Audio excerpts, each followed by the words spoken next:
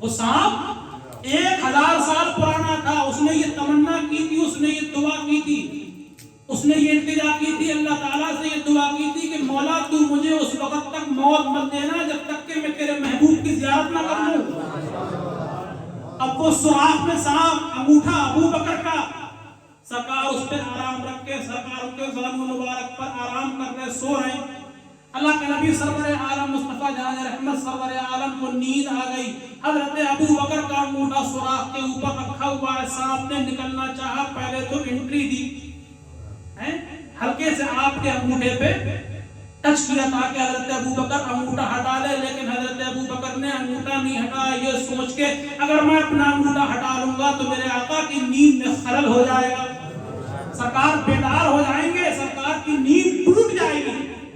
سانپ کوشش پہ کوشش کر رہا ہے، لیکن حضرت ابو بکر نے اپنے انگوٹھے کو نہیں ہٹایا۔ بالآخر سانپ کو جب غصہ آیا تو اس نے حضرت ابو بکر کے انگوٹھے پہ ڈنک مارا، ڈس لیا،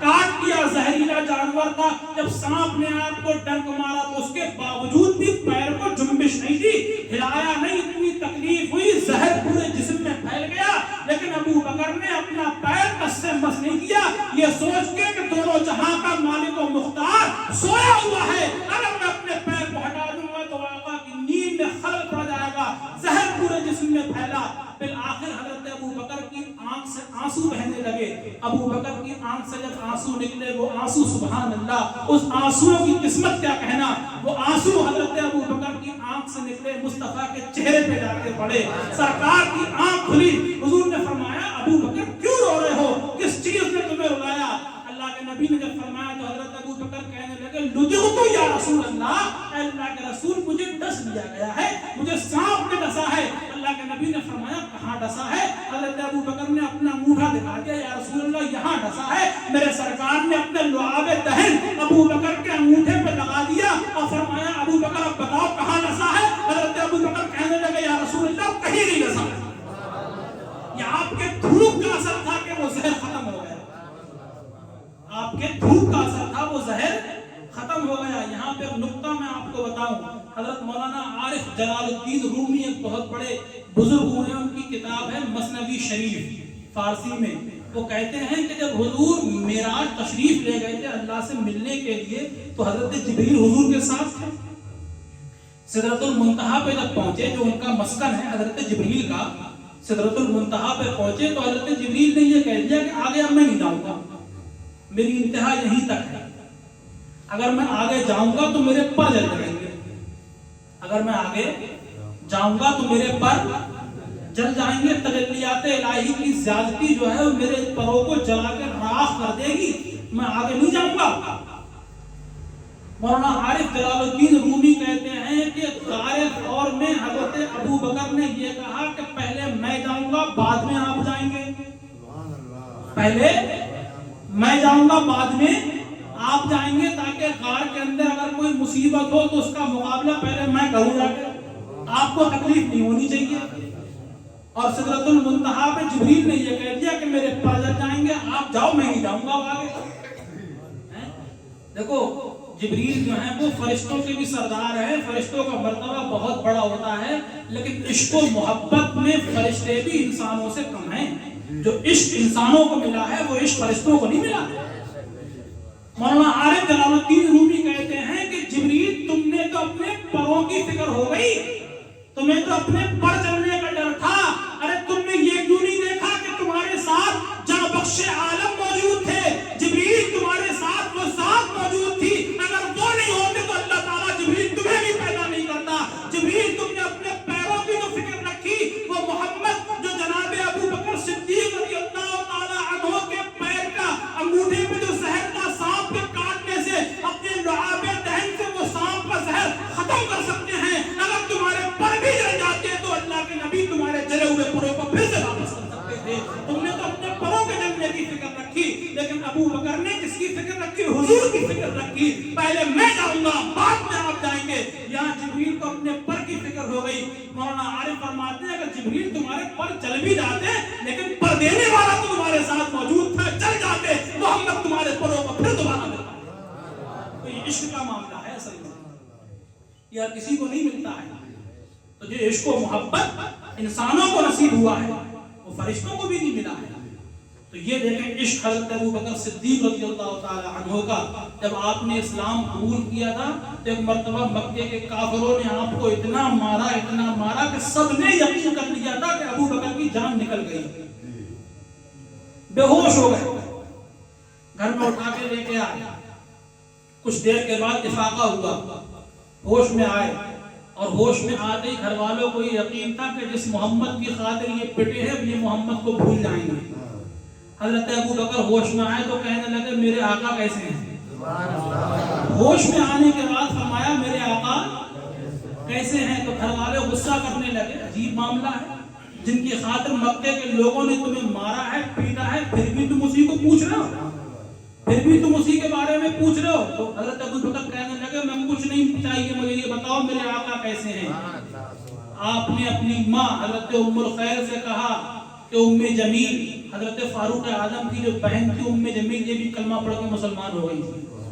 حضرت ابوبکر نے اپنی ماں سے کہا کہ اماں ام جمیل کے پاس جاؤ، وہ بھی محمد کا کلمہ پڑھ کے مسلمان ہو گئی ہیں، ان سے پوچھ کے آؤ میرے آقا کا حال کیا ہے۔ حضرت ام الخیر گئی، ام جمیل رضی اللہ تعالی عنہا کے پاس کہنے لگی میرے بیٹے ابوبکر نے بھیجا ہے اور وہ یہ پوچھ رہے ہیں کہ محمد کیسے ہیں۔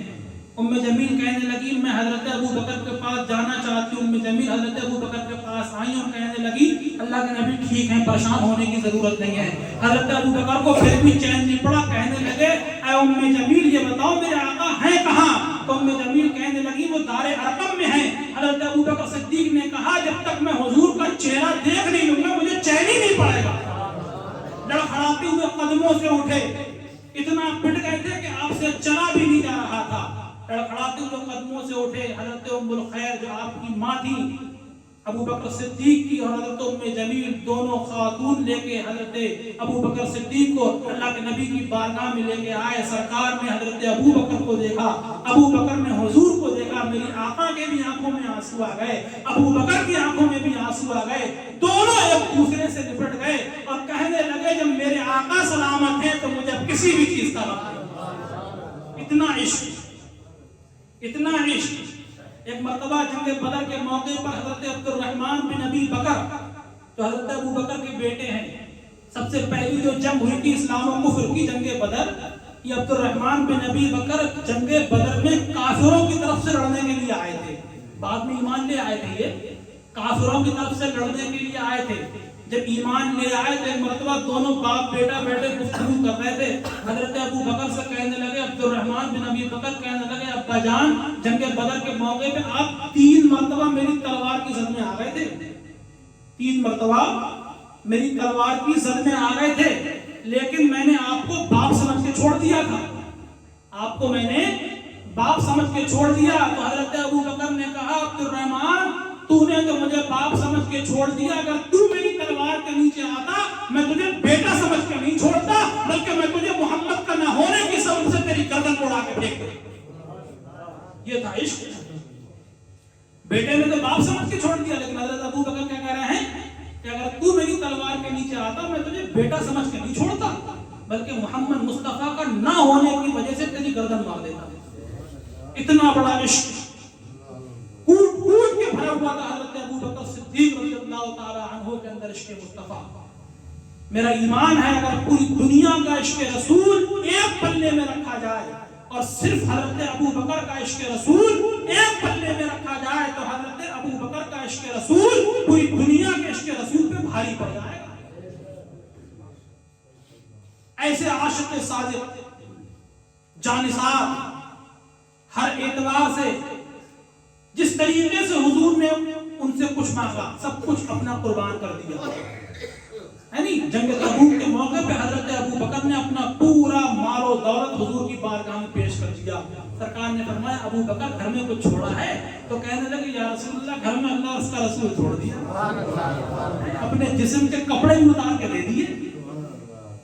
اور سبحان اللہ وہ ٹاٹ کا لباس جو پہن کے آئے تھے حضرت ابو بکر ببول کے کانٹوں سے چھپا کے آئے تھے، ٹاٹ کا لباس پہنے ہوئے تھے، اتنے میں جناب جبریل بھی آئے، جناب جبریل بھی ٹاٹ کا لباس پہنے ہوئے تھے۔ حضور نے فرمایا جبریل تم تو نوری فرشتے ہو، تم یہ ٹاٹ کا لباس کیوں پہنے ہوئے ہو؟ تو جناب جبریل کہنے لگے اے اللہ اللہ کے نبی آج آپ کے دوست آپ کے ساتھی ابو بکر نے ٹاٹ کا لباس پہنا ہے. یہ لباس اللہ کو اتنا پسند آ گیا ہے, اتنا پسند آ گیا ہے کہ میں بلکہ آسمان میں جتنے فرشتے ہیں سب نے ابو بکر کی محبت میں ٹاٹ کا لباس پہنا. یہ ہے علامہ اقبال نے کہا تھا نہیں تھا کہ پروانے کو چراغ تو بلبل کو پھول بس, پروانے کو چراغ تو بلبل کو پھول بس, صدیق کے لیے ہے خدا